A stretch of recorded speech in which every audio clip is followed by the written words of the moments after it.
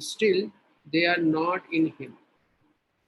Krishna is maintaining all living entities, and his energy is all pervading, yet he is elsewhere. This is Krishna's inconceivable mystic power. He is everywhere, yet he is aloof from everything. We can perceive his energy, but we cannot see him because he cannot be seen with material eyes. However, when we develop our spiritual qualities, we sanctify our senses so that even within this energy we can see him. Electricity, for instance, is everywhere, and an electrician is capable of utilizing it.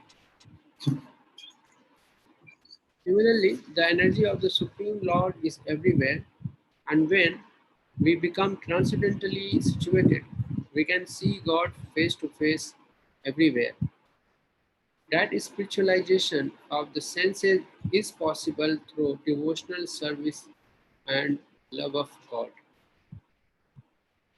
The Lord is all pervading all over the universe and is within the soul, the heart, water, air, everywhere. Thus, if we make an image of God in anything, clay, stone, wood, and whatever, it should not be considered to be just a doll. That also is God. If we have sufficient devotion, the image will also speak to us. God is everywhere, impersonally, Maya Tattvam Idam Sarvam. But if we make his personal form from anything, or if we create an image of God within ourselves, he will be present personally for us. In the Shastras, there are 8 kinds of images recommended, and any kind of image can be worshipped because God is everywhere. One may protest and ask, why should God be worshipped in images and not in his original spiritual form? The answer is that we cannot see God immediately in his spiritual form. With our material eyes, we can only see stone, earth, wood, something tangible. Therefore, Krishna comes as Arsha Vigraha, a form conveniently presented by the Supreme Lord in order for us to see Him.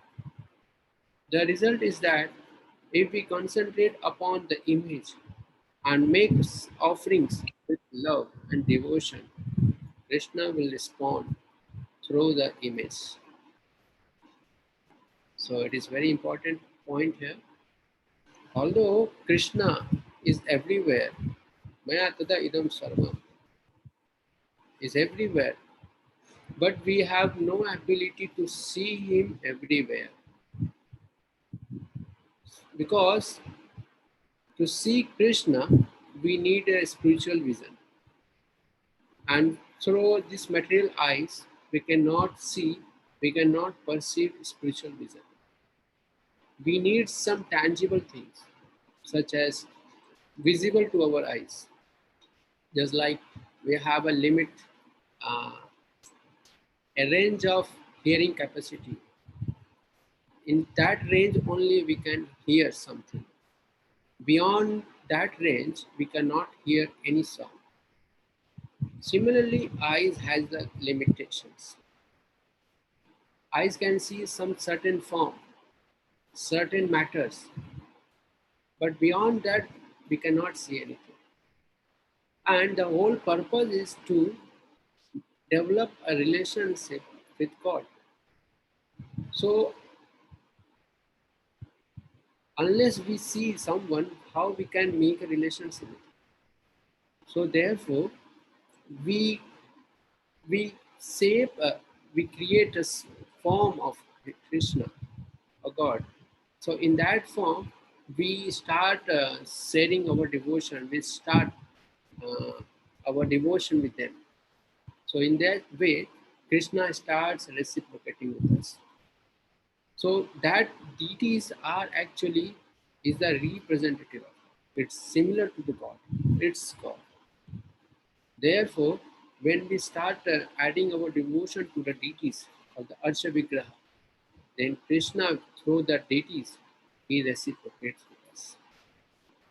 Some people say, why do you people worship the stone? Yes, we have no ability to seek God. Therefore, we incarnate Lord in the form of stone, so that we can start reciprocating it. And to understand that how a stone can reciprocate with us, yes, all stones cannot reciprocate with us. Some certain things should be applied, just like yesterday I told, some authenticity methods should be applied.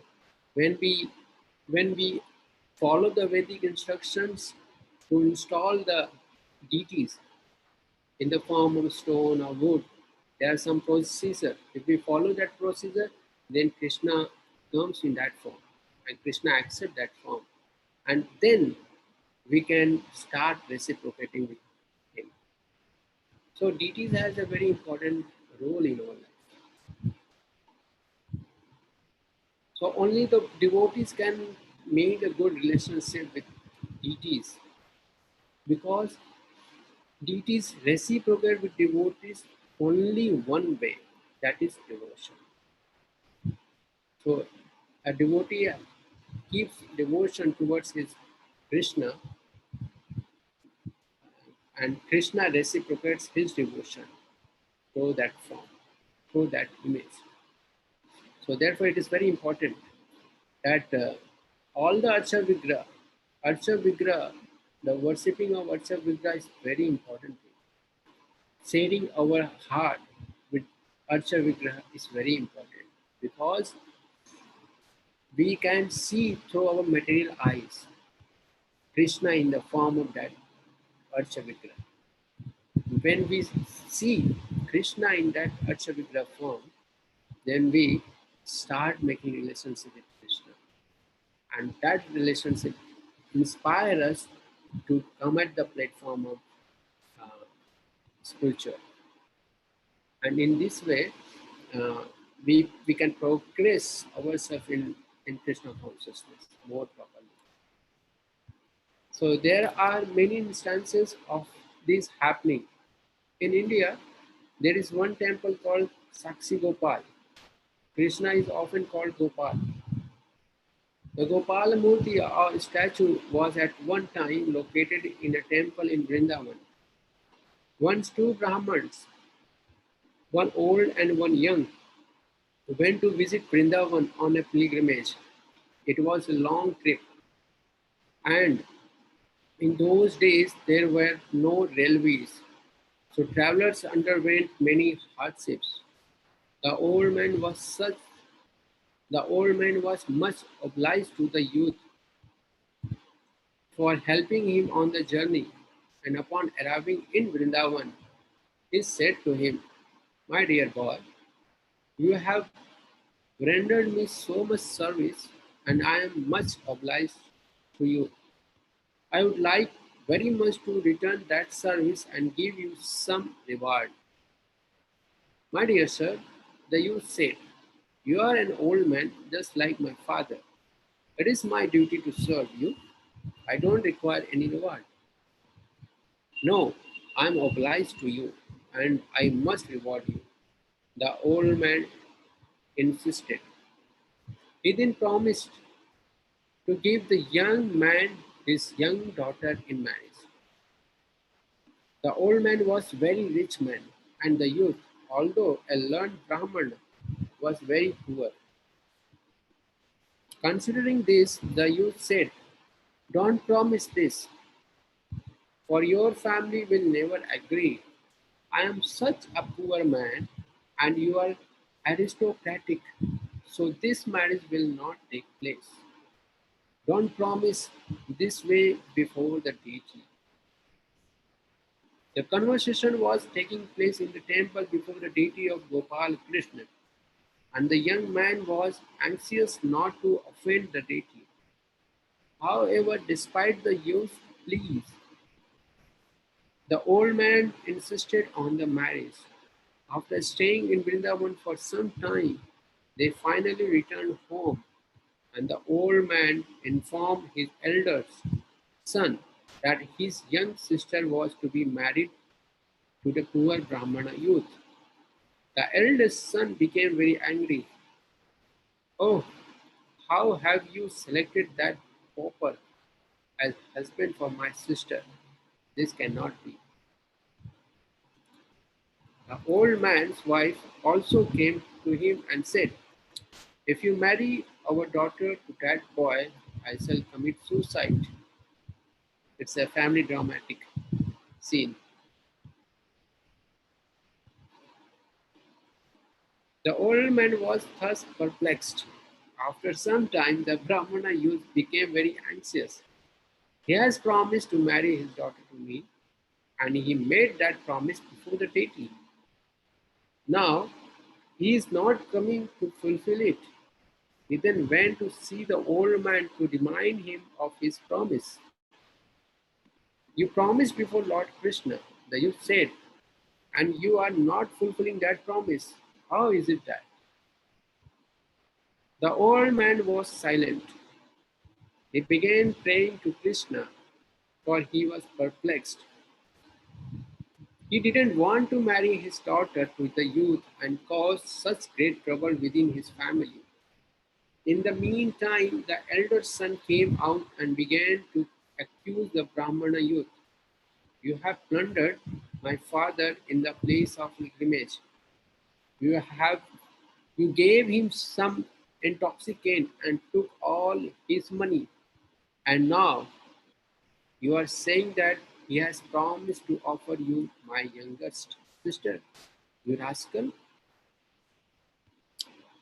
In this way, there was much noise and people began to gather.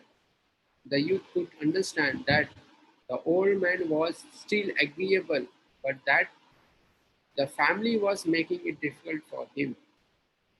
People began to gather about because of the noise which the elder son was raising, and the Brahmana youth began to exclaim to them that the old man made this promise before the deities, but that he could not fulfill it because the family was objecting. The eldest son, who was an atheist,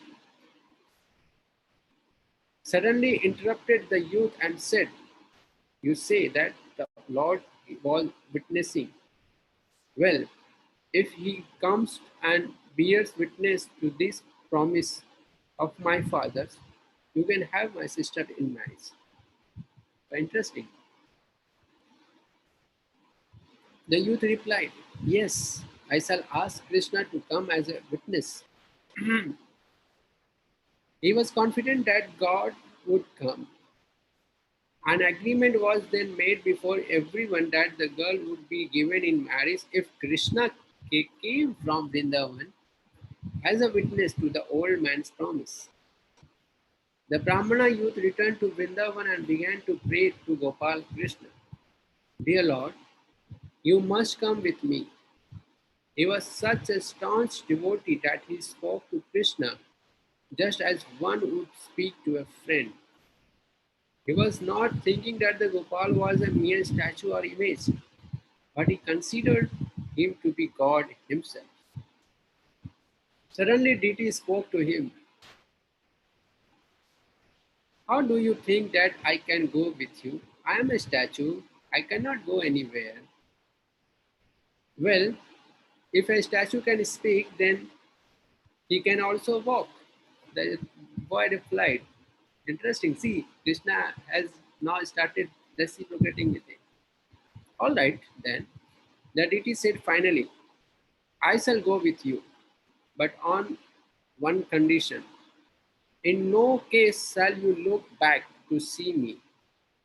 I will follow you, and you will know that I am following by the jingle. of my leg bangles.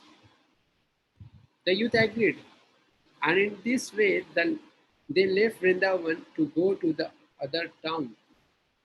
When the trip was nearly over, just as they were about to enter his home village, the youth could no longer hear the sound of the bangles, and he began to fear.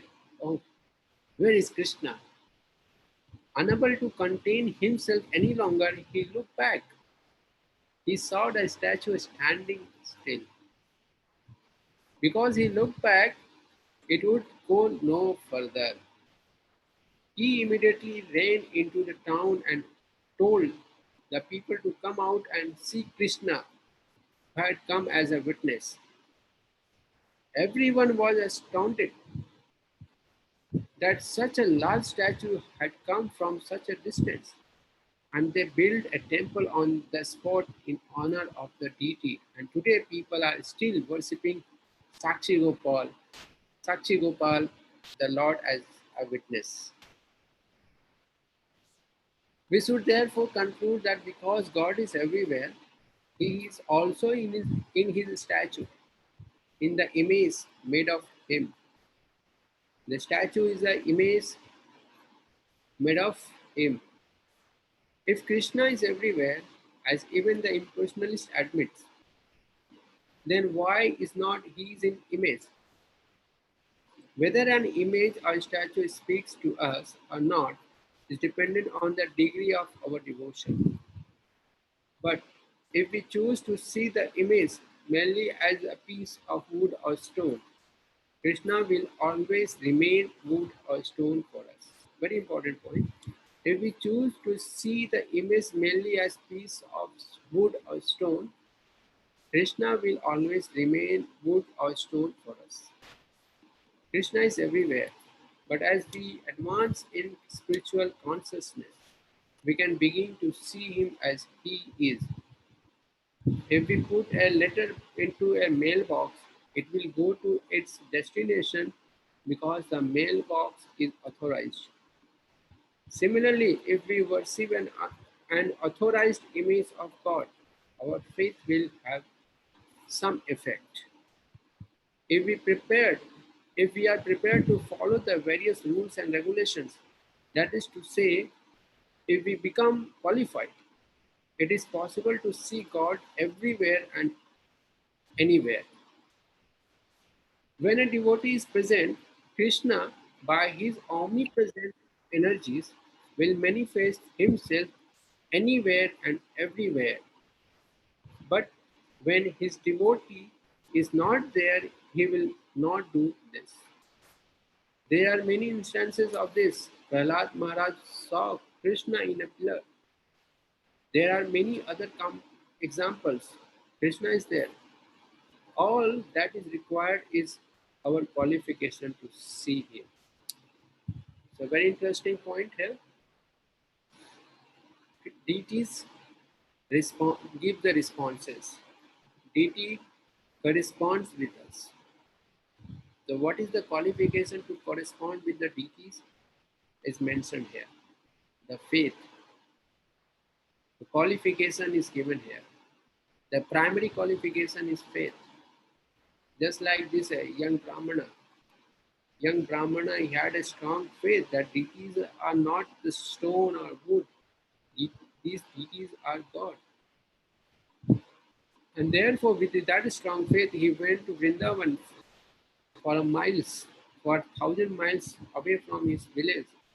And that time when there was no such facilities for traveling, not like bullock carts and railway buses, auto rickshaws, nothing else, nothing. He went mainly by foot, and he went to Vrindavan, talked to the deity, and deity promised him, and with that such strong faith, he accepted that the deity, what the deity was saying, is okay, and accepted the agreement, and he started going towards his village without seeing back because he was just having a strong faith that the sound which I'm hearing is coming from Krishna. So the primary qualification is to see Krishna is faith. Faith is important in devotional practices. Krishna is everywhere and he can respond us from anywhere or everywhere. Only the qualification, the primary qualification we need is faith. Krishna himself gives an example of his omnipresence in this way.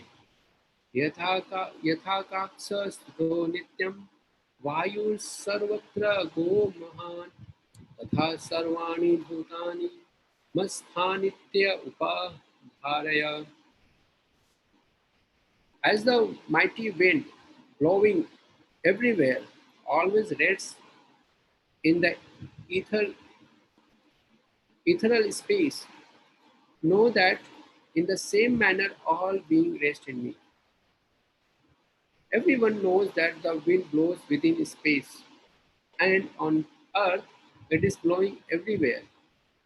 There is no place where there is no air or wind. If we wish to drive out air, we have to create a vacuum artificially by some machine. Just as the air is blowing everywhere in space, so everything is existing within Krishna.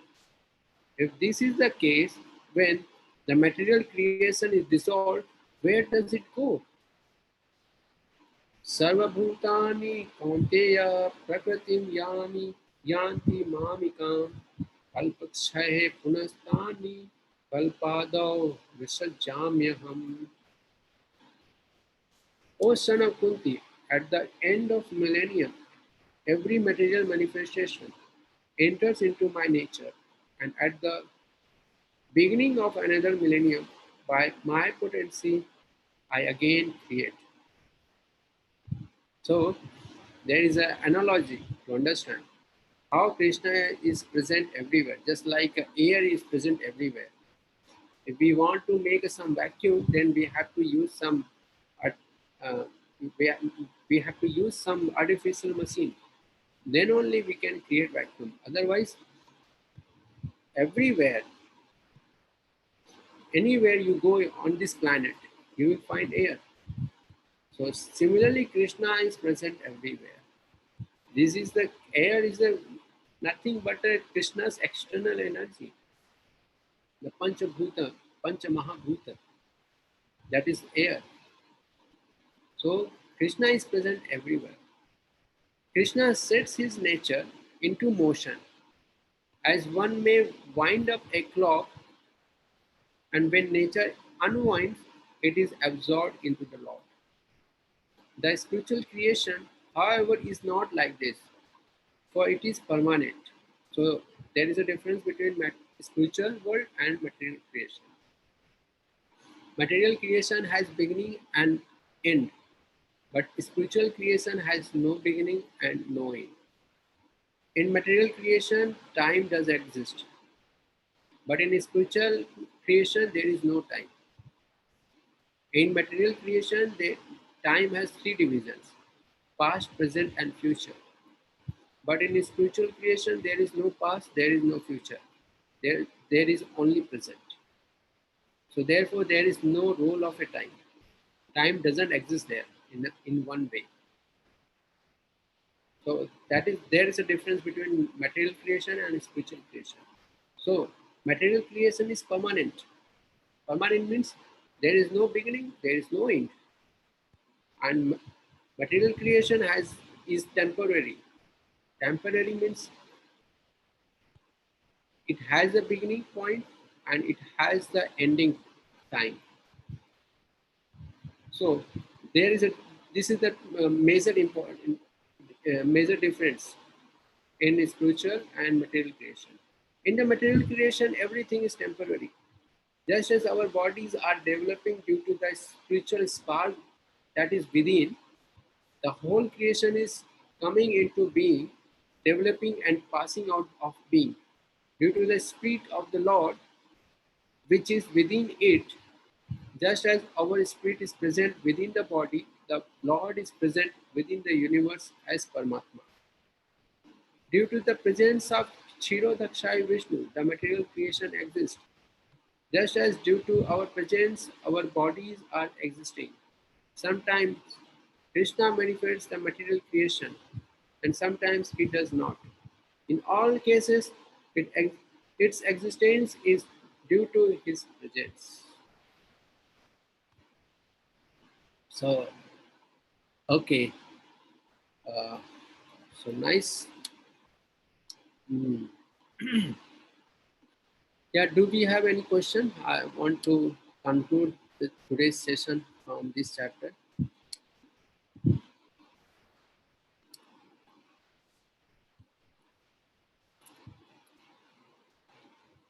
Uh,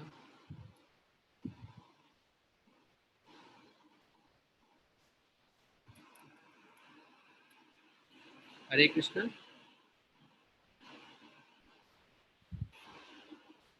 Yes, Prabhuji. Are you able to see me? Yes, yes, Prabhuji. Okay, okay, fine.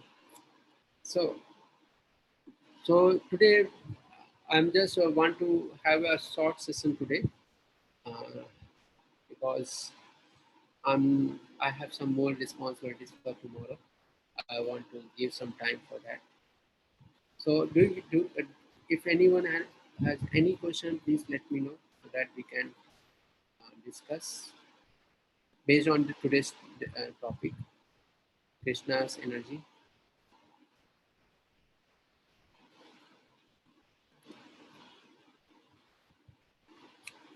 Okay, sounds good.